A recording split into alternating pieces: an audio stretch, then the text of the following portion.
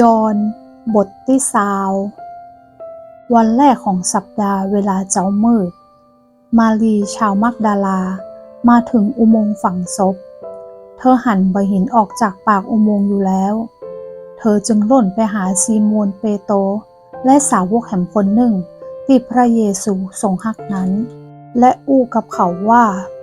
เขาเอาองค์พระผู้เป็นเจ้าออกไปจากอุโมงค์แล้วและหมู่เฮาบอกว่า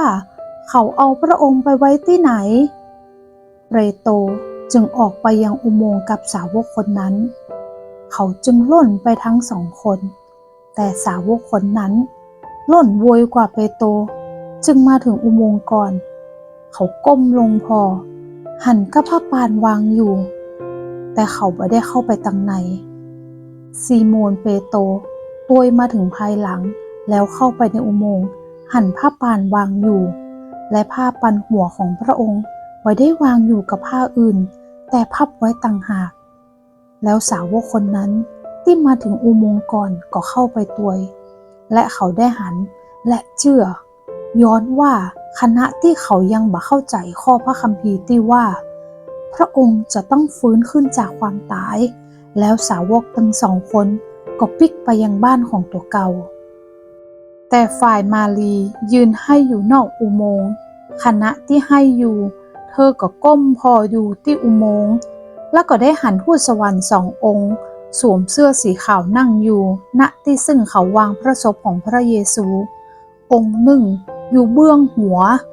และองค์หนึ่งอยู่เบื้องตีนทูตทั้งสองอู้กับนางมารีว่ายิงเหยให้เนี่ยหยังเธอตอบกับทูตทั้งสองว่าเพราะเขาเอาพระองค์พระผู้เป็นเจ้าของข้าเจ้าไปเหี่ยแล้วและข้าเจ้าบอกว่าเขาเอาพระองค์ไปไว้ที่ไหนเมื่อมารีอู้แล้วจะอันก็หันปิกมาแล้วก็หันพระเยซูประทับยืนอยู่แต่บอกว่าเป็นองค์พระเยซูพระเยซูตัดถามว่ายิงเหยให้เนี่ยหยังเจ้าตัวหาผู้ใดมารีสำคัญว่าพระองค์เป็นคนทำสวนจึงตอบพระองค์ว่านายเจ้าข้าถ้าท่านได้เอาพระองค์ไปขอบอกให้ข้าเจ้ารู้ว่าเอาพระองค์ไปไว้ที่ไหนและข้าเจ้าจะรับพระองค์ไปพระเยซูตรัสกับเธอว่ามารีเหยมารีจึงหันมาและถามพระองค์ว่ารับโบนีซึ่งแปลว่าอาจารย์พระเยซูตรัสกับเธอว่าบดีแตะต้องเฮาเพราะเฮายังบ่ได้ขึ้นไปหาพระบิดาของเฮาแต่จงไปหาหมู่พี่น้องของเฮาและบอกเขาว่าเฮาจะขึ้นไปหาพระบิดาของเฮาและพระบิดาของท่านทั้งหลายและไปหาพระเจ้าของเฮาและพระเจ้าของท่านทั้งหลายมารีมักดาลาจึงไปบอกหมู่สาวกว่าเธอได้หันองค์พระผู้เป็นเจ้าแล้วและพระองค์ได้อู้คำเหล่านี้กับเธอค่ำวันนั้นเป็นวันแรกของสัปดาห์เมื่อสาวกปิดประตูห้องที่หมู่เขาอยู่แล้วย้อนว่ากลัวหมู่จาวิวพระเยซูได้เสด็จเข้ามาประทับยืนอยู่ท่ามกลางเขาและตรัสกับเขาว่าสันติสุขจงดำรงอยู่กับท่านทั้งหลายเตอะครั้นพระองค์อู้จะอั้นแล้วพระองค์ทรงให้เขาพอมือและก็สีข้างของพระองค์เมื่อหมู่สาวกหันพระองค์พระผู้เป็นเจ้าแล้วเขาก็มีความยินดีพระเยซูจึงตรัสกับเขาแห่งว่าสันติสุขจงดำรงอยู่กับท่านทั้งหลายเตอะพระบิดาของเฮาทรงใจเฮามาฉันใดเฮาก็ใจท่านทั้งหลายไปฉันนั้น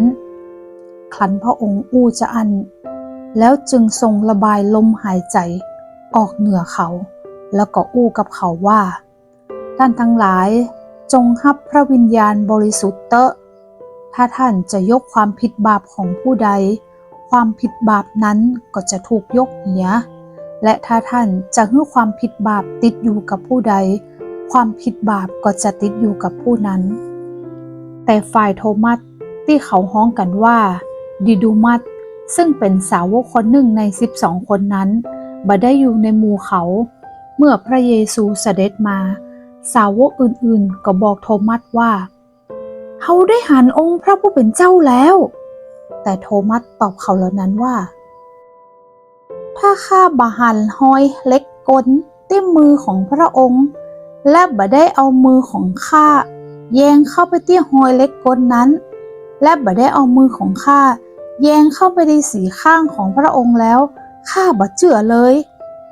คันล่วงไป8 วันแล้วเราสาวกของพระองค์อยู่ตัวกันข้างในแหมและโทมัสก็อยู่กับหมู่เขาตัวประตูปิดแล้วพระเยซูเตียวเข้ามาและประทับยืนอยู่ท่ามกลางเขาและตรัสว่าสันติสุขจงดำรงอยู่กับท่านเตอะแล้วพระองค์ตรัสถามโทมัสว่าจงยื่นนิ้วมาที่นี่และมาพอมือของเฮาจงยื่นมือออกแล้วก็สวมสีข้างของเฮาบดีขาดความเชื่อเลยแต่จงเชื่อเตอะโทมัสทูลตอบพระองค์ว่าองค์พระผู้เป็นเจ้าของข้าพระองค์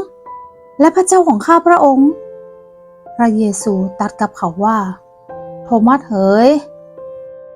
ย้อนว่าตั้นได้หันเฮาจึงเชื่อผู้ที่บ่หันเฮาแต่เชื่อก็เป็นสุขพระเยซูได้ยะทำหมายสำคัญอื่นๆแห่งหลายประการต่อหน้าเหล่าสาวกของพระองค์ซึ่งบ่ได้จดไว้ในหนังสือม้วนนี้แต่การที่ได้จดเหตุการณ์เหล่านี้ไว้ก็เพื่อท่านทั้งหลายจะได้เชื่อว่าพระเยซูทรงเป็นพระคริสต์พระบุตรของพระเจ้าและเมื่อมีความเชื่อแล้วท่านก็จะมีชีวิตโดยพระนามของพระองค์